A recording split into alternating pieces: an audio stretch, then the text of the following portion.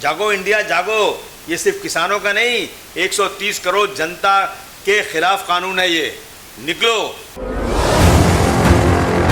देखिए ऐसा ना कि हर ज़माने में आस्तीन के सांप पैदा हुए हैं। आप अगर हिस्ट्री उठा कर देखें तो टीपू सुल्तान की हार कैसे हुई थी। गद्दार हर कौम में रहते हैं। की बार एक आंधी चल रही है समाजवादी पार्टी और अखिलेश यादव जी की, और आंधी इसलिए चल रही है ना, मैं आया नहीं हूँ, गंगा मैया ने मुझे बुलाया है। अरे तूने आके गंगा मैया को गंदा कर दिया। वो लोग जो अंग्रेज़ों के तलवे चाटते थे वो सत्ता में बैठ गए हैं, तो मैं नहीं बल्कि तमाम लोगों को इस बात का ख्याल करना चाहिए। जब इलेक्शन आता है ना तो मेढक की तरह लोग बाहर निकलते हैं, टर टर करते हैं, लेकिन देखिए वो लोग जो सेकुलर हैं, बहुत सारे गांव देहात गए, अलग अलग शहरों में गए, वहाँ पर यूपी में, तो जिन सड़कों से आप गुजरे, दावा है कि योगी आदित्यनाथ ने विकास किया है। ये सड़कें उड़कें जितनी बन रही है ना, ये सारी की सारी अखिलेश यादव जी की शुरू की हुई हैं। अब ऐसा मैं बताऊँ कि अब बच्चा किसी का नाम कोई अपना दे दे बाप का, तो मतलब क्या होता है इसका। समाजवादी पार्टी परिवार बहुत दुखी है, लेकिन आज जो सरकार चल रही है ना, ये बदले की भावना, समाजवादी पार्टी को कुचलना, ये एक नंबर दुश्मन समाजवादी को मानती है। इसलिए आज़म भाई जेल में हैं, लेकिन इंशाअल्लाह इलेक्शन के पहले आएंगे और प्रचार जैसे करते करेंगे। हम सब उनके अंडर में काम करेंगे। मैं किसी की जगह लेने बिल्कुल नहीं आया हूँ। तो आखिर इस देश में हिंदू खतरे में है या मुसलमान खतरे में? क्या चीज़, किस बात को खतरा है? देखिए ऐसा है, कहते हैं ना, जब से चला हूँ मेरी मंजिल पे नज़र है और आंखों ने कभी मील के पत्थर नहीं देखे। कि इस मुल्क में कोई मुसलमान किसी को ज़बरदस्ती मज़हब तब्दील कराता होगा, लेकिन मैं ये जानता हूँ इंदिरा गांधी जी ने जो इमरजेंसी लगाई थी, तो जितने लोग सरकार के खिलाफ पोजीशन, सबको उठा के जेल में डाल दिया था, क्योंकि इमरजेंसी थी। आज उत्तर प्रदेश में अनडिक्लेयर इमरजेंसी है। यूपी में भाईजान, अब्बा जान, चाचा जान की जो राजनीति हो रही है, इस पर आप क्या कह रहे हैं? और ये तो पूछना चाहिए ये मीडिया वालों को कि भाई तुम जो है ये अब्बा जान अम्मा जान क्या लगा रखा है, तुम बताओ। आमना सामना मीडिया के सभी दर्शकों को सलाम नमस्कार। मैं आपका दोस्त राशिद अजीम फिर एक बार एक बहुत ही अहम और मोतबर शख्सियत के साथ। ये शख्सियत है महाराष्ट्र की दबंग शख्सियत। वो शख्सियत है समाजवादी पार्टी महाराष्ट्र के सुप्रीमो अबू आसिम आज़मी साहब। अबू आसिम आज़मी साहब से आपको हम रूबरू कराएंगे, उनसे बहुत से तीखे और टेढ़े सवालात भी होंगे। आइए हम उनका स्वागत करते हैं। अबू आसिम आज़मी साहब, आपका आमना सामने मीडिया में बहुत बहुत खैर मकदम है। इस्तकबाल। राशिद साहब आपका बहुत बहुत शुक्रिया, धन्यवाद। सर हम बात शुरू करें महाराष्ट्र से लेकर दिल्ली, दिल्ली से लेकर यूपी। आज आप माशाल्लाह मैं समझता हूँ सब जगह छाए हुए हैं। सोचता हूँ बात शुरू करूँ तो कहाँ से शुरू करूँ। महाराष्ट्र के बहुत सारे मसाइल हैं, आप वो भी देख रहे हैं, और वहीं एक जिम्मेदारी आप पर आन पड़ी है यूपी की। यूपी में जिस तरह की आज मौजूदा सूरत हाल है, और इलेक्शन शायद मैं समझता हूँ सिर्फ 6 महीने रह गए हैं, लेकिन हम देखते हैं कि एक बड़ी लड़ाई आरएसएस भगवा परिवार के लोगों से है, उस सोच से है, उस मानसिकता से है, जहाँ पर हर आदमी परेशान है, तकलीफ़ में है। लेकिन मैं ये देखता हूँ कि यूपी में अब भी जो समीकरण है, राजनीतिक समीकरण है, वो बन नहीं पा रहा है। जहाँ दुश्मन से लड़ने की बात है, वहाँ आपस में सेकुलर पार्टी लड़ रही है, तो कैसे इस बीजेपी को आप लोग हरा पाएंगे? देखिए ऐसा ना कि हर ज़माने में आस्तीन के सांप पैदा हुए हैं। आप अगर हिस्ट्री उठा कर देखें तो टीपू सुल्तान की हार कैसे हुई थी। गद्दार हर कौम में रहते हैं। कुछ लोग जो हैं दुश्मनों से मिलकर अपने आप को मुल्क का बहुत बड़ा, कौम का बहुत बड़ा वफादार बताते हैं, लेकिन अगर उसके ऊपर रिसर्च किया जाए, पता लगाया जाए, तो कौम के गद्दार होते हैं, वफादार नहीं होते। ऐसे लोगों से हमारी आज नहीं बल्कि ज़माने की आप देखेंगे, आप हिस्ट्री उठा के देखेंगे, तो ऐसे लोगों से बहुत ज़्यादा हमें इस मुल्क को तकलीफ़ हुई है, इस कौम को तकलीफ़ हुई है।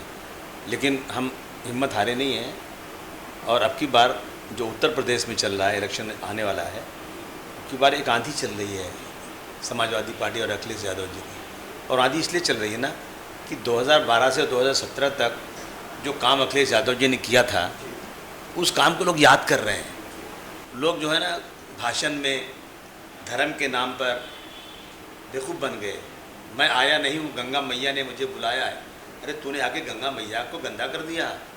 मेरे गंगा मैया की तू इतनी बात करता है, लेकिन उसी गंगा मैया में तुम हिंदुत्व की बात करते हो और हिंदू भाइयों की लाशें उसमें बह रही हैं, सड़ रही हैं, और परिवार को लोग अपनी आंखों से देख रहे हैं कि मेरी इस लाश को कुत्ते खा रहे हैं। दुनिया में हमारी ऐसाई हो गई। मैं तो सिर्फ इसलिए भागदौड़ कर रहा हूँ, महाराष्ट्र से यूपी तक मुझे कोई जिम्मेदारी नहीं दी गई है, लेकिन मैं नहीं बल्कि इस देश के तमाम लोगों की जिम्मेदारी होती है कि डॉक्टर भीमराव अम्बेडकर के संविधान को, मौलाना अबुल कलाम आज़ाद की सोच को, गांधी जी के सोच को, रफ़ी अहमद किदवाई साहब की सोच को इस देश में हमें लागू करना चाहिए। जिन लोगों ने इस देश के लिए इतनी बड़ी कुर्बानियाँ दी, आज जो सोचते होंगे वो लोग जो अंग्रेज़ों के तलवे चाटते थे वो सत्ता में बैठ गए हैं। तो मैं नहीं बल्कि तमाम लोगों को इस बात का ख्याल करना चाहिए। अबू आज़मी साहब, जिस तरह से आपने यूपी का दौरा किया है, हम देखते हैं कि ख़ास तौर से एमआईएम को लेकर लोगों में काफ़ी एक तरह से कहीं ना कहीं ये भी है कि एमआईएम नुकसान पहुंचाएगी, कहीं ये है कि एमआईएम जो है इस मुल्क में मुसलमानों पर जो नाइंसाफ़ी हो रही है उसके खिलाफ आवाज़ उठा रही है और उनको हक़ पहुंचता है इस बात में इलेक्शन लड़ने का। तो क्या इसके असरात क्या किस तरह के मुरतब होंगे? मैं ऐसी बहुत सारी पार्टियाँ हैं, जब इलेक्शन आता है ना तो मेढक की तरह लोग बाहर निकलते हैं, टर टर करते हैं। लेकिन देखिए वो लोग जो सेकुलर हैं वो चाहते हैं कि इस मुल्क में गंगा जमनी तहजीब बाकी रहे। इस मुल्क में जो महंगाई बढ़ गई आज, जो लोग इस मुल्क को तोड़ना चाहते हैं, उनके ख़िलाफ़ लोग खड़े हैं। तो फिर कोई भी आए ना इलेक्शन में, सबको आने का हक़ है, लोग आग लड़ें इलेक्शन, लेकिन जनता देखे कि कौन सा वोट बैंक किसका है, कौन सा वोट बैंक बीजेपी को हरा सकता है। वो लोग जो बड़ी बड़ी कसम खाएंगे आकर कि हम हरा देंगे, तो उनके पास वोट बैंक कौन सा है, किस वोट बैंक से हरा देंगे? तो ये जनता देखेगी, सबकी हवा निकल जाएगी। और आप जानते हैं ना, जब आंधी चलती है, तूफ़ान आता है, तो जो सड़क पर छोटे मोटे खरपतवार रहते हैं वो अपने आप उड़ जाते हैं। तो ये हमारी यूपी में हालत है। हमें पूरा भरोसा, हम दौरा कर रहे हैं ना। मेरे जैसा छोटा सा आदमी जो महाराष्ट्र में से 1-2 MLA चुन के लाया, जो यहाँ संघर्ष कर रहा है, आज यूपी के लोग जाता हूँ तो सर पे बिठाते हैं और चारों तरफ बिल्कुल नारे लगते हैं। तो मैं इन चीज़ों को देखते हुए समझ सकता हूँ कि आज टॉक ऑफ द टाउन, हज्जाम की दुकान पर बैठे हैं, बाल हज्जाम काट रहा है तो बोलता है समाजवादी जिंदाबाद। चाय की दुकान पर 10 आदमी चाय पी रहे हैं बैठ करके, तो समाजवादी जिंदाबाद। बस में बैठे हैं लोग, ट्रेन में बैठे हैं लोग, जहाँ भी बहस हो रही है समाजवादी जिंदाबाद। तो फिर मैं कैसे सोचूं कि ये कोई भी आएगा उठ काट लेगा? बिल्कुल नहीं। यहाँ तक कि कांग्रेस के लीडर इमरान मसूद, जो कि कांग्रेस के नेशनल सेक्रेटरी है, उन्होंने भी ये कह दिया कि अगर बीजेपी को कोई हरा सकता है तो वो अखिलेश सिंह है और सपा है। तो क्या इमरान मसूद और बाकी और लीडरान भी समाजवादी पार्टी में प्रवेश करने वाले हैं? देखिए, इसके बारे में तो मैं कह नहीं सकता हूँ, लेकिन मैं ज़रूर चाहूँगा कि अच्छे लोग, सेकुलर लोग, ताकतवर लोग अलग अलग दलों में बंट करके और अलग अलग जो है वोट बंट जाएगा तो ज़रूर हार हो जाएगी। वो लोग जो इस देश को खुशहाल देखना चाहते हैं वो सब के सब अगर आते हैं समाजवादी पार्टी में, तो मैं समझता हूँ कि अखिलेश जी को ज़रूर लेना चाहिए। परंतु अब सबको टिकट अगर चाहिए, देखिए टिकट तो बहुत छोटी चीज़ होती है। टिकट क्या, आदमी को दिलों पर राज करना चाहिए। MLA और MP लीडर नहीं होता है। लीडर वो होता है जो समाज के इश्यूज़ पे बाहर निकलता है, समाज के दुख दर्द को लेकर लड़ाई लड़ता है, वो उसको बोलते हैं लीडर। तो मुझे लगता है कि बहुत सारे लोग इस तरह आना चाहते हैं और बहुत से आपने अगर देखा होगा समाजवादी पार्टी का विक्रमादित्य मार्ग पर दफ्तर देखा होगा, एक बहुत बड़ा हॉल है, विशाल हॉल, जिसमें 700-800 लोग बैठते होंगे। रोज़ाना सुबह से शाम तक लोगों की भीड़ लगी है कि अखिलेश यादव के साथ ज्वाइन होना है। ये छोटा हाल है 300-400 का, दोनों हाल भर जाते हैं। जब अखिलेश जी बाहर निकलते हैं ना तो ऐसे लगता है कि लोग टूट पड़ेंगे अखिलेश यादव की शक्ल देखने के लिए। मुझे अच्छा लगता है और मुझे उम्मीद है कि ये रंग लाएगा आपकी बात। आप जो है आजमगढ़, यूपी, बहुत सारे मैंने आपकी वीडियो देखी, बहुत सारे गांव देहात गए, अलग अलग शहरों में गए वहाँ पर यूपी में। तो जिन सड़कों से आप गुजरे, दावा है कि योगी आदित्यनाथ ने विकास किया है और आजमगढ़ को लखनऊ से जोड़ दिया है, उसके बाद में आजमगढ़ को मेरठ से जोड़ दिया गया है। बहुत 3 घंटे में आसानी से लोग पहुंच जाएंगे दूर तक। तो आपने क्या विकास देखा? अरे भाई मैं नई बात सुन रहा हूँ। अरे ये सब काम तो श्री अखिलेश यादव जी ने किया है। तारीख गवाह है 22 महीने में। हमारा दुश्मन भी जाकर चेक कर लेना। 22 महीने में लखनऊ से आगरा तक की सड़क, जो आज भारतवर्ष की सबसे शानदार सड़क है, किसानों को से बात करना, मेजरमेंट करना, किसानों के एक्विजिशन करना, किसानों को पैसा देना, गंगा जमुना पे ब्रिज बनाना और उस सड़क को मजबूत बना देना, और कितने दिन 22 महीने में। तो मैं समझता हूँ कि ये अजूबा है, अजूबा। मैं देखता हूँ लखनऊ के अंदर जो डीजी ऑफिस बनाया अखिलेश यादव जी ने, उस पर हेलीकॉप्टर उतरता है। मैं मुंबई में रहता हूँ, मेरी तमन्ना है कि यहाँ भी डीजी ऑफिस पे हेलीकॉप्टर उतरे। मुंबई तो इस देश का दिल है, आर्थिक राजधानी है, परंतु वो नहीं। आप यकीन जानिए, मैं मुंबई का हूँ और मुंबई की तारीफ़ करूँगा, महाराष्ट्र की तारीफ़ करूँगा। यकीन जानिए, आप मेरे साथ चलिए, लखनऊ की बनाई हुई सड़कें अखिलेश यादव जी की और महाराष्ट्र में बनाई हुई सड़कों में देखिए, आपको बहुत फ़र्क लगेगा। तो हमने देखा कि अखिलेश यादव जी का विज़न जो है ना, बहुत अच्छा है, बहुत अच्छा काम हुआ है। ये सड़कें उड़कें जितनी बन रही है ना, ये सारी की सारी अखिलेश यादव जी की शुरू की हुई हैं। अब ऐसा मैं बताऊँ कि अब बच्चा किसी का नाम कोई अपना दे दे बाप का, तो मतलब क्या होता है इसका। आपने महाराष्ट्र की बात की। हम ये देखते हैं कि मैं थोड़ा सा पीछे जाना चाहूँगा। 92 के बम ब्लास्ट के बाद में आप पर टाडा के तहत जो है जुर्म आयद किया गया, और उसके बाद आप जो है अदालत से बाइज्जत बरी भी हुए। उस टाइम कांग्रेस की सरकार थी और ये शिवसेना आपके अपोजिशन में थी, और आपने इनके खिलाफ बहुत सारे एहतजाज किए, टाडा मुहिम चलाई आपने जेल से आने के बाद में। लेकिन आज महाराष्ट्र में शिवसेना और कांग्रेस के साथ या एनसीपी के साथ जो है, किस तरह से आपका ये मतलब मन मिटाव हो गया है, या किस तरह से आपका दिल करता है कि जिन लोगों ने आपको जेल भेजा था आज आप उनको सपोर्ट कर रहे हैं? ऐसा है ना कि एक बड़ी मुसीबत, एक छोटी मुसीबत, एक लेसर इविल होता है। तो जो बीजेपी को हराने के लिए, बीजेपी को क्यों मैं हराने की बात कर रहा हूँ, आप देखिए बीजेपी के राज में क्या हो रहा है। ज़बरदस्ती, अभी आज मैंने वीडियो देखा, दो लड़के आपस में बात कर रहे हैं। एक लड़का कहता है भाई तू मुसलमान बन जा तो तुझे जन्नत मिलेगी, नहीं तो तू दोज़ख में जाएगा। तो बोलता मैं क्यों बन जाऊँ? बोलता अभी समाजवादी की सरकार आएगी ना, तो अलीगढ़ में पूरा क्या होगा देखना तू। उसको समझा रहा है, उसको समझा रहा है कि तू मुसलमान बन जा, तू मुसलमान। एक हिंदू लड़का, और उसको पूरा वायरल कर रही है कौन? RSS, बीजेपी खूब वायरल कर रही। देखो ये मुसलमान क्या कर रहा है। और जब इसकी इंक्वायरी हुई ना, वो दोनों हिंदू थे, कोई मुसलमान उसमें नहीं था। ये बनाई हुई चीज़ें, और उनकी उम्र 16 साल की थी, गिरफ्तार भी नहीं कर सकते, माइनर। आगरा में जा रहा था, समाजवादी पार्टी का एक आंदोलन हो रहा था, उसमें एक आदमी अंदर आके घुसा, पाकिस्तान जिंदाबाद। अरे कमीनों, सोचो ज़रा, अखिलेश यादव जी की पार्टी की मीटिंग हो, और मैं कहता हूँ कि इस हिंदुस्तान भारतवर्ष में मुसलमानों की मीटिंग हो, उलमाओं की हो, लेकिन पाकिस्तान जिंदाबाद कभी ज़िंदगी में कोई नहीं बोल सकता। जो इस देश में रहता है वही बोल सकता है जो अंग्रेज़ों को तलवे चाटता था। जो भारतवर्ष की आज़ादी, भारत 1942 में इंडिया छोड़ो आंदोलन में जो लोगों ने लिखा था कि हम अंग्रेज़ों के साथ हैं, वही लोग बोल सकते हैं। वो लोग नहीं बोल सकते जिनके लोगों ने इस देश में आज़ादी की लड़ाई लड़ी हो। तो ऐसी गलत फहमी फैलाकर मेरे 85% हिंदू भाई जो मेरे जिगर की तरह से हैं, मेरे बिल्कुल भाई की तरह से हैं, उनकी दिवाली हो, उनकी होली हो, हमारी ईद बकरीद हो, हम सब गले मिल कर रहते हैं और गीत गाते हैं कि सारे जहाँ सच्चा हिंदुस्तान हमारा। ये लोग जो है, इनका विज़न कुछ नहीं है, ये सिर्फ मुसलमानों को दिखा करके, दलितों को दिखा करके ये अपनी राजनीति करना चाहते हैं। शर्म आना चाहिए, चुल्लू भर पानी में डूब मरना चाहिए। इसीलिए हम लोग ये कोशिश कर रहे हैं कि किसी तरह से बीजेपी हटे।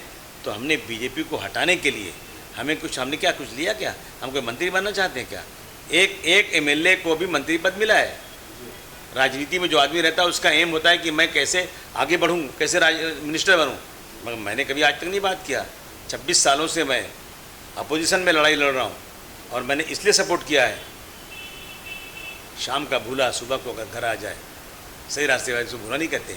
और जब आदरणीय उद्धव ठाकरे जी ने ये कहा कि मैं 30 साल से गलत लोगों के साथ में था और अब 30 साल तक यहाँ हुकूमत में साथ में रहूँगा, तो मैं यकीन करूँ कि नहीं करूँ।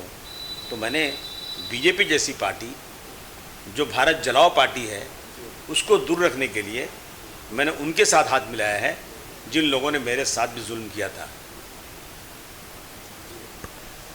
जी, आपने बात की कि आप यूपी जो पहुँचे हैं बीजेपी की नफ़रत में, लेकिन कहीं ना कहीं सियासी गलियारों में और गलियों में ये चर्चा आम है कि आज़म खान जिस तरह से जेल में है और अबू आसिम आज़मी साहब को यूपी में एक मुस्लिम चेहरे के तौर पे पेश किया जा रहा है, उसका फ़ायदा उठाने की कोशिश है। और कहीं ना कहीं आज़म खान साहब को जेल से मतलब उनको रिहाई हो, इसके लिए सपा ने बहुत ज़्यादा कोशिश भी नहीं की। और आने वाले वक्त में सपा या अखिलेश यादव या अबू आसिम आज़मी साहब जो है आज़म खान के नाम पर मुसलमानों के वोट हासिल करने की कोशिश करेंगे कि आज़म खान पे देखो कितना जुल्म किया है इन बीजेपी वालों ने। आपको अल्लाह हिदायत दे कि आप ज़रा सही मालूमात ले लीजिए। मैं मुंबई में राजनीति करता हूँ, लेकिन मैं यूपी का रहने वाला हूँ। मैं किसी की जगह लेने नहीं गया हूँ।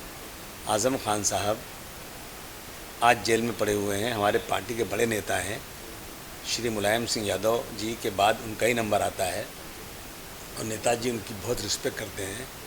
आज़म भाई को ज़मानत मिल जाना चाहिए थी। अगर इस देश के अंदर ठाकुर प्रज्ञा सिंह बीमारी के बहाने से या बीमारी की वजह से एप्लीकेशन करती है तो उनको बेल मिल जाती है, लेकिन वो बीमार होने के बाद भी पता नहीं बीमार थी कि या बहाना था, और वो इलेक्शन लड़ती है, एमपी बन जाती हैं। मुकदमा चल रहा है, अब तक ख़त्म नहीं हुआ है। लेकिन आज़म खान साहब वही आतंकवाद में नहीं बंद हैं। आज़म खान साहब के पास जो भी मसला हो, लेकिन जब वो बहुत बीमार है, सीरियस हैं, तो उनको ज़मानत नहीं मिली। बड़े से बड़ा वकील अखिलेश यादव जी ने रखा, अस्पताल में इलाज कराने के लिए कोशिश किया, दिल्ली से स्पेशल फ़्लाइट में बुलाया डॉक्टर को दिखने के लिए। समाजवादी पार्टी परिवार बहुत दुखी है। लेकिन आज जो सरकार चल रही है ना, ये बदले की भावना, समाजवादी पार्टी को कुचलना, ये एक नंबर दुश्मन समाजवादी को मानती है। इसलिए आज़म भाई जेल में हैं, लेकिन इंशाअल्लाह इलेक्शन के पहले आएंगे और प्रचार जैसे करते करेंगे। हम सब उनके अंडर में काम करेंगे। मैं किसी की जगह लेने बिल्कुल नहीं आया हूँ, लेकिन मैं इसलिए ज़रूर आया हूँ कि मैं किसी तरह से इतनी कोशिश करूँ कि मेरी वजह से भी कुछ और बढ़ जाए। कहते हैं ना, जब से चला हूँ मेरी मंजिल पे नज़र है और आँखों ने कभी मील के पत्थर नहीं देखे। बहुत खूब, बहुत खूब। मैं जिस तरह से आपने कहा शुरुआती इंटरव्यू के दौरान ये पहले कि बीजेपी के दौर में गंगा जो मैली हो गई, लाशें बह गई, और हम देखते हैं कि कोरोना वायरस के इस दौर में बहुत सारे लोग जो है मौत का शिकार हो गए, लेकिन उनका कोई पुरसाने हाल नहीं था। वहीं मुसलमानों के ताल्लुक से मॉब लिंचिंग के वाक़यात, धर्म परिवर्तन के नाम पर हमारे उलमाए कराम की गिरफ्तारियाँ, सबसे पहले तो यहाँ पर महाराष्ट्र में डॉक्टर जाकिर नाइक को निशाना बनाया गया, उसके बाद में तबलीगी जमात मौलाना साद साहब, फिर पंडित उमर गौतम, अब जो है मौलाना कलीम सिद्दीकी, उनके 4 साथियों को गिरफ्तार किया गया। तो फ़िरका परस्त पार्टियाँ ये कहती हैं या ये वावेला मचाती है कि हिंदू खतरे में हैं, या हम ये कहते हैं या बहुत सारे लोग ये कहते हैं कि मुसलमान खतरे में है।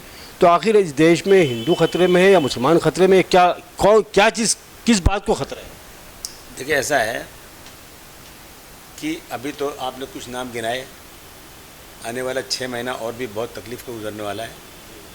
वो कहते हैं ना कि एक भेड़ बैठी हुई है, एक रेवड़ उसका बैठा है और उसमें एक बकरी बैठी हुई है, और एक भेड़िया आता है, कभी किसी को उठा ले जाता है। किसका नंबर कब लगेगा नहीं मालूम, नहीं कह सकते। देखिए, अगर कोई कसूरवार है, गलत कर रहा है, तो उसे ज़रूर सज़ा मिलना चाहिए। लेकिन मैं ये नहीं समझता कि इस मुल्क में कोई मुसलमान किसी को ज़बरदस्ती मज़हब तब्दील कराता होगा। लेकिन मैं ये जानता हूँ कि इसी मुल्क में आगरा के अंदर बैठे हुए कबाड़ी लोगों को लेकर गए और उनको हवन में बिठा करके ये कह दिया कि सब हिंदू बन गए, और वो सब कहते हैं हम हिंदू नहीं बने, हम मुसलमान ही हैं। तो उस पर कोई बोलता ही नहीं कुछ। इसी मुल्क में कुछ संगठन, नॉन मुस्लिम संगठन, ये चिल्ला कर कहते हैं कि हम इस देश के अंदर बेटी बचाओ और बहू लाओ के नाम से इतने 100 जोड़े इतने दिनों में लाएंगे और इनको हिंदू बनाएंगे। लेकिन मैं इस मुल्क में एक भी मुसलमान चिल्लाकर अभी कभी बोला हो कि मैं इस मुल्क में हिंदुओं को मुसलमान बनाऊंगा, तो मुझे बता दो आप। और मैं आज भी कहता हूं कि धर्म परिवर्तन ज़बरदस्ती कोई करवाया अगर, तो जिसका करवाया आज कल परसों 3 दिन 5 दिन 10 दिन में किसी ने शिकायत किया हो तो उसको गिरफ्तार कर लो। अब आप जो है पकड़ करके उनको लालच दे करके पुलिस स्टेशन में कहलाओगे कि मुझे ज़बरदस्ती कराया गया है, तो मैं समझता हूँ कि ये सब जो है ना सिर्फ़ और सिर्फ मुसलमानों को बदनाम करने की, और मुसलमानों को बदनाम इसलिए करना है कि इसी से पोलराइजेशन होता है। ये दिखा करके हिंदू भाइयों के दिलो दिमाग में ये कि बीजेपी और आरएसएस ही ऐसी है जो हिंदू धर्म को बचा सकती है, जबकि हिंदू धर्म का बचाना क्या है, ये सिर्फ धर्म के नाम पर, मंदिर के नाम पर वोट लेना चाहते हैं। मैं समझता हूँ कि कोई भी धर्म ख़राब नहीं होता है। अगर सचमुच राम राज्य ला दो तो मैं समझता हूँ कि सब शेर और बकरी एक साथ पानी पिएंगे, लेकिन ये सिर्फ राम राज के नाम पर इस देश में मुस्लिम हिंदू को लड़ाकर ये जो है इस देश में राजनीति करना चाहते हैं। मैं कह दूं कि जिस तरह से कहा जा रहा है कि घर वापसी, ये मुसलमान जितने पहले हिंदू थे अभी घर वापसी हो जाए, मैं गारंटी से कहता हूं कि अगर इस देश का पूरा मुसलमान ये तय कर ले कि हम घर वापसी कर लेंगे और हम सब मुस्लिम मज़हब छोड़ करके हिंदू मज़हब में चले आएंगे, तो कभी भी ये लोग नहीं करने देंगे, क्योंकि इनकी रोज़ी रोटी, इनका जो इलेक्शन का वो है एजेंडा यही है। तो ये मुसलमानों को ऐसी खड़ा करके हिंदुओं के बीच में बात करके, अरे भाई मुसलमानों के पास है क्या, बताओ ना मुझे। मुसलमान के पास न तो कोई ऐसी एजेंसी है किसी की रोज़ी रोटी रोक सकता हो, न मुसलमान के पास कोई बैंक ऐसा है कि किसी हिंदू भाई का बैंक का लोन रोक सकता हो, न तो उनके पास कोई बड़ी कंपनी ऐसी है किसी हिंदू भाई को नौकरी से रोक सकते हैं। अरे वो तो फुटपाथ पे खड़े हैं बेचारे, पहले से चाय बेच रहे हैं, पंचर बना रहे हैं, सब्ज़ी बेच रहे हैं, साइकिल के रिपेयरिंग कर रहे हैं, ऑटो रिक्शा चला रहे हैं, ये तो करते हैं। वो बड़े बड़े मालिक से पूछो ड्राइवर कौन है, बोले दाढ़ी वाला इतना बड़ा मुसलमान। ये तो है, क्यों उनके पीछे लगे हुए हैं आप लोग। हम सब इस देश की गंगा जमनी तहजीब को बचाइए। आज तो ये पंचर बनाने वाले, गाड़ी बनाने वाले या मैकेनिक, वायरमैन, इलेक्ट्रीशियन, ये तो निशाना बनाए जाते हैं, लेकिन हम ये देखते हैं कि IAS अफसर और यहाँ तक के जो तालीमी याफ्ता हमारा जो नौजवान है उनको भी निशाना बनाया जाता है। नहीं, ऐसा है ना, ये निशाना बनाने की बात मैंने नहीं किया। मैंने कहा मुसलमानों की हैसियत कुछ है ही नहीं है, तो हमारे मेजॉरिटी को डराते हैं, उनसे क्यों हो, उनसे मत डराइए आप। और मैं तो कहता हूँ ना कि IAS अफसर हो, कोई जिसने भी इस सरकार के ख़िलाफ़ सच्चाई, जो इस देश के अंदर स्पीच एंड एक्सप्रेशन लॉ के हिसाब से किसी के ख़िलाफ़ भी आप कानून के दायरे में रहकर अपने बड़े से बड़े मालिक के ख़िलाफ़ बोलने की ताकत रखते हो। लेकिन आज जब इमरजेंसी आई थी ना, इंदिरा गांधी जी ने जो इमरजेंसी लगाई थी, तो जितने लोग सरकार के ख़िलाफ़ पोजिशन सबको उठा के जेल में डाल दिया था, क्योंकि इमरजेंसी थी। आज उत्तर प्रदेश में अनडिक्लेयर इमरजेंसी है। एक आदमी ने एक पत्रकार ने लिख दिया कि फलाने गांव में लोग जो है, एक आदमी नमक और रोटी खा रहा है, तो कहा हमारे सरकार को बदनाम किया, उसको जेल भेज दिया। एक ने कह दिया कि हमें जो है ना ऑक्सीजन ही नहीं मिली, उसको जेल भेज दिया। अरे भाई आप देखिए ना, लाशें तैर रही हैं, ऑक्सीजन नहीं है, और जो है अस्पतालों में जगह नहीं है, सब एम्बुलेंस नहीं है, लोग अपने मुर्दों को साइकिल पर रस्सी से बांधकर चला के ले जा रहे हैं, और मरीज़ों को जो है रिक्शे पे बिठा के ले जा रहे हैं, गोद में लेके जा रहे हैं 20-20 किलोमीटर। तो ये हालत अगर है, अगर कोई ये बात बोल दे तो उसको जेल भेज दिया जाएगा। ये कोई तरीका तो है ही नहीं, इस तरह किया जा रहा है। इसलिए इन सबको मिल करके, और मैं तो कहना चाहता हूँ आपके माध्यम से तमाम इस देश के नॉन मुस्लिम भाइयों को कहना चाहता हूँ कि दिखाने के लिए इनका कुछ और है, इनके पीछे मंशा कुछ और है। मंशा इनकी पता है क्या है? ये इस देश के दलितों को, इस देश के कमज़ोरों का रिजर्वेशन किसी न किसी बहाने से ख़त्म करेंगे। कैसे ख़त्म होगा? सुनिए, देश की जनता को सुनाता हूँ। रेलवे का प्राइवेटाइजेशन हो गया। रेलवे में मुसलमान कितने % काम करते हैं? मैक्सिमम 2%। 98% कौन काम करता है? हमारे गैर मुस्लिम भाई काम करते हैं, हमारे बरादरान वतन काम करते हैं। रिजर्वेशन इनका है, उनको रिजर्वेशन के हिसाब से नौकरी मिलती है। सरकारी नौकरी में तनख्वाह बहुत अच्छी मिलती है, काम 8 घंटे करना पड़ता है। प्राइवेट नौकरी 12 घंटे काम है, तनख्वाह बहुत कम है। अब 98% लोग जो काम करते थे उनकी नौकरी जाएगी, तो मुसलमानों से क्यों डराते हो भाई?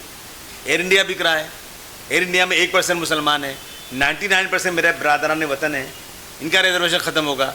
और जो 8 घंटे के बजाय 6 घंटे काम करके घर चले जाते थे ना, अब उनको 12 घंटे काम करने पड़ेंगे, और तनख्वाह भी आधी मिलेगी। इनकी कॉलोनी पूरी तोड़ करके वहाँ बना के बिल्डिंग बेची जाएगी। ये सारा हो रहा है। आँख खोलना चाहिए मेरे देश के तमाम लोगों को। किसान बैठा हुआ 9 महीने से, किसान आंदोलन कर रहा है, अन्नदाता है, और किसान कह रहा है कि जो कानून तुमने बनाया है ये कानून मेरे ख़िलाफ़ है। और ये कानून वैसे ही है जिस तरह से अंग्रेज़ों के ज़माने में अंग्रेज़ों ने वहाँ पर इस देश में ईस्ट इंडिया कंपनी को फ़ायदा करने के लिए किसानों को बर्बाद किया था। इसी तरह से कि दिल्ली की सरकार ने जो कानून बनाया है इस देश के किसानों को बर्बाद करके अदानी और अंबानी को फ़ायदा पहुंचाना है।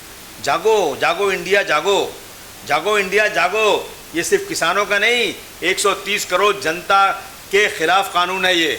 निकलो, किसान बेचारा बरसात में, जाड़े में, गर्मी में बैठ आसमान के नीचे और हम मज़ा कर रहे हैं। अगर किसान गल्ला नहीं पैदा करेगा तो बड़े बड़े महलों में रहने वाले भूखे मर जाओगे। हम सबका कर्तव्य होता है, जो किसान विरोधी सरकार है, जो हिंदू मुस्लिम लड़ाने वाली सरकार है, जिसने आज इस देश में पेट्रोल का दाम, डीजल का दाम, रसोई गैस ऐसा कर दिया है कि आदमी रोटी नहीं खा सकता, तो इस सरकार के खिलाफ लोगों को खड़ा होना ही चाहिए। इन सभी बुनियादी मसाइल से तवज्जो हटाने के लिए यूपी में भाईजान, अब्बाजान, चाचाजान की जो राजनीति हो रही है, इस पर आप क्या कह रहे हैं? मैंने कहा ना, पोलराइजेशन, ये सिर्फ और सिर्फ ऐसी बातें करके। अब्बाजान कौन बोलता है? मुसलमान बोलता है। अब्बाजान बोलोगे तो मुसलमान थोड़ा आ जाएगा, कोई दाढ़ी वाला दिखेगा तो मुसलमान है। ये सब फालतू बातें हैं, ये इस देश के संविधान के ख़िलाफ़ है और ऐसी बातें करके पोलराइजेशन करना चाहते हैं। अब्बाजान, चाचाजान, ये सब छोड़िए। अरे जिन्होंने आपकी सरकार बनाई, और ये तो पूछना चाहिए ये मीडिया वालों को कि भाई तुम जो है ये अब्बाजान अम्माजान क्या लगा रखा है? तुम बताओ कि मुंबई से पैदल चले गए 1700 किलोमीटर लोग, तुमने क्या दिया उनको? कुछ नहीं दिया। तुमने उसी वक्त जो गोडाउन में अनाज रखा था, 1550 टन अनाज सड़ के फेंक दिया गया, तुमने एक दाना नहीं दिया गरीबों को। और तुम आज खुद ही कहते हो कि 88 करोड़ 80 करोड़ लोगों को हम 5 किलो राशन दे रहे हैं। तो दिल्ली सरकार ने 80 करोड़ लोगों को, गरीब तो जान ही लिया, आज ही जान लिया है। तो गरीबी की रेखा क्या है? हम जिस देश में लोगों को खाने का ना हो, उस देश का पार्लियामेंट तोड़ दिया जाए, उस देश की बिल्डिंगें कर दी जाए और 23,000 करोड़ में नई बिल्डिंग बनेगी और उसका तखमीना बाद में 50,000 करोड़ हो जाएगा और नया संविधान लाया जाएगा। मैं समझता हूँ इस देश की जनता को चुपचाप बैठना नहीं चाहिए। ये सब तवज्जो हटाने के जो है सारे हरवे नज़र आते हैं। आपने मीडिया की बात की, हम तो ये समझते हैं कि अब्बा जान, ताऊ जान, चचा जान, ये मीडिया के जो कुछ बिकाऊ लोग हैं वो इन्हीं की पैदाइश नज़र आती है। मैं आता हूँ अबू आसिम आज़मी साहब महाराष्ट्र की तरफ। आपके हल्के की बात तो हम इंशाल्लाह जब वक्त आएगा उस पर करेंगे कि आपने यहाँ पर क्या तरक्याती काम किए हैं, वो भी बातें सामने आएगी, क्योंकि एक इंटरव्यू में सारी बातें होना बहुत मुश्किल है। लेकिन कुछ महाराष्ट्र के बहुत अहम मसाइल जिन पर सालों से राजनीति होती आ रही है, औकाफ, वक्फ बोर्ड की हमारी ज़मीनें, इस्माइल यूसुफ कॉलेज, मुसलमानों का रिजर्वेशन, तो इन सब मुद्दों को अब तक सारी सियासी पार्टियों ने सर्द खाने में डाल दिया। तो क्या आप लोग भी इसको भूल गए, या आप भी भूल गए? कोई आंदोलन नहीं, कोई एहतजाज नहीं, या सरकार से कोई मुतालबा नहीं? क्योंकि अब तो ये मौका है, कांग्रेस, एनसीपी, शिवसेना सभी साथ में है और आपके इनसे अच्छे मरासिम है, फिर ये मुतालबे क्यों नहीं पूरे हो रहे? भैंस के आगे बीन बजाओ, भैंस बटी पकड़ाए, मालूम है ना आपको? मैं यूपी वाला हूँ ना, तो मुझे वही मसाला याद आती है। हम बहुत चिल्ला रहे हैं, आपने अगर देखा होगा असेंबली में हमने हमेशा आवाज़ उठाई, लेकिन फ़ायदा क्या उठाएगा? थक जाओ, सुनने को तैयारी नहीं है। क्या वजह? कहते हैं कि अगर आप मुसलमानों का रिजर्वेशन मांगोगे तो बीजेपी को फ़ायदा हो जाएगा, पोलराइजेशन हो जाएगा। और जब ये सत्ता में नहीं रहते कांग्रेस एनसीपी के लोग ना, तो कहते हैं मुसलमानों को रिजर्वेशन देना चाहिए। ये सब ऐसे है ना, एक ही सिक्के के दो रुख हैं। लेकिन हमने कहा ना कि हम और बड़ी मुसीबत को दूर रखने के लिए इनके साथ हैं। हमारी डिमांड आज से नहीं, पहले से है। वक्फ बोर्ड की बात जो करते हैं आप ना, वक्फ बोर्ड का CEO, वक्फ बोर्ड के जो मेंबर्स हैं, सब मुसलमान बनते हैं। हम किसी और को क्या कहें? घर को आग लगी घर के चिराग से। अगरचे यही लोग सीरियस हो जाएं तो मैं समझता हूँ कि वक्फ बोर्ड का मसला ख़त्म हो जाए। एक पार्टी के MP है, मैं नाम नहीं लेना चाहूँगा बार बार उस पार्टी का, कि उन्होंने ऐलान किया कि हम जो है औरंगाबाद में आंदोलन करेंगे वक्फ बोर्ड के ख़िलाफ़। लेकिन जैसे उनको मेंबर बनाया जाता है तो आंदोलन ख़त्म हो जाता है, रुक जाता है। वो क्यों? ऐसी क्या बात? वो वही जाने भैया, मैं क्या बोलूँ, किसी के बारे में क्या कह सकता हूँ। तो नाज़रीन, ये थी अबू आसिम आज़मी साहब से खुसूसी बातचीत और हमने तफसीली बात करने की कोशिश की और अबू आसिम आज़मी साहब ने बहुत ही अच्छे अंदाज में उन सवालों के जवाब दिए और जो कहीं ना कहीं जो गुमराह हैं लोग, उन तक भी अपनी बात पहुंचाने की कोशिश की। एक सवाल और मैं करना चाहूँगा अबू आसिम आज़मी साहब से कि यूपी के इलेक्शन को लेकर बम्बई शहर में बहुत सारे यूपी के लोग हैं जो कि वोट बैंक जो है यहाँ पर बड़ी ताकत रखती है, तो आप इनको क्या पैगाम देना चाहेंगे? नहीं, मैं ये पैगाम दूंगा कि मेरे दोस्तों, मेरे भाइयों, इस देश में हिंदू मुस्लिम की एकता को बरकरार रखिए। ये ज़बरदस्ती हिंदू मुस्लिम एकता करके हिंदू मुस्लिम की को आपस में लड़ा कर जो लोग सरकार चलाना चाहते हैं, वो अंग्रेज़ों की चाल चल रहे हैं। जिस तरह से देश में हिंदू और मुसलमानों ने मिलकर आज़ादी की लड़ाई लड़ी और अंग्रेज़ों ने देखा कि जब तक हिंदू मुस्लिम साथ रहेंगे हम उस वक्त तक इस देश में कामयाब नहीं होंगे, तो उन्होंने हिंदू मुस्लिम को लड़ाया। मैं एक ही बात कहूँगा कि मैं उस परिवार का हूँ। मौलाना अबुल कलाम आज़ाद साहब से कहा गया कि आसमान से एक फरिश्ता आए, कुतुब मीनार पर खड़ा हो जाए और ये कहे कि आज़ाद साहब, आप इस देश को आज़ाद करवाना चाहते हैं, हम भारतवर्ष को स्वतंत्रता एक दिन में करा देंगे, लेकिन इस देश की जो इंसानियत है, भाईचारगी है, हिंदू मुस्लिम की एकता, उसे हम आसमान पे लेके चले जाएंगे, उसे ख़त्म कर देंगे। तो उस वक्त कहा था मौलाना अबुल कलाम आज़ाद साहब ने कि हिंदू मुस्लिम एकता हम बरकरार रखना चाहते हैं, इंसानियत को हम पहले उसको रोकेंगे। हमें भले आज़ादी कुछ दिन के बाद मिल जाए, चलेगा, आज़ादी बाद में, लेकिन एकता पहले। इसलिए मैं उत्तर प्रदेश के लोगों से कहना चाहता हूँ कि जो लोग आज हमारी गंगा जमुनी तहज़ीब को ख़त्म कर रहे हैं, जो लोग आज ज़बरदस्ती पाकिस्तान जिंदाबाद किसी और की मीटिंग में बुलवाते हैं, जो लोग दो हिंदू भाइयों को बिठा करके मुस्लिम हिंदू बना करके एक गलत फहमी पैदा करते हैं, जिन्होंने इस देश में महंगाई चरम सीमा पर ला दिया है, जिन्होंने इस देश को पूरी दुनिया में बदनाम कर दिया है, जो अमेरिका जाते हैं बेइज्जत होकर, अपमानित होकर आते हैं, ऐसे लोगों के खिलाफ आप सब इकट्ठा होइए और हमारे जो आज बीजेपी से लड़ रहे हैं श्री अखिलेश यादव जी, उनको जिताइए। मैं दावे से कह सकता हूँ मेरा उत्तर प्रदेश उत्तम प्रदेश बनेगा। कहीं ना कहीं ये बात निकल कर आती है कि ना हिंदू खतरे में है, ना मुसलमान खतरे में है, इस देश का संविधान खतरे में है, इंसानियत खतरे में है। अबू आसिम आज़मी साहब, आपका बहुत बहुत शुक्रिया, आपने अपना कीमती वक्त दिया आमना सामना मीडिया को। मैं आप सभी नाज़रीन का भी बहुत बहुत शुक्रिया अदा करता हूँ और इसी के साथ आपसे इजाज़त चाहते हैं। कैमरा पर्सन शाहीन पटेल के साथ आपका भाई, आपका दोस्त राशिद अज़ीम। जय हिंद, जय भारत, अल्लाह हाफिज़।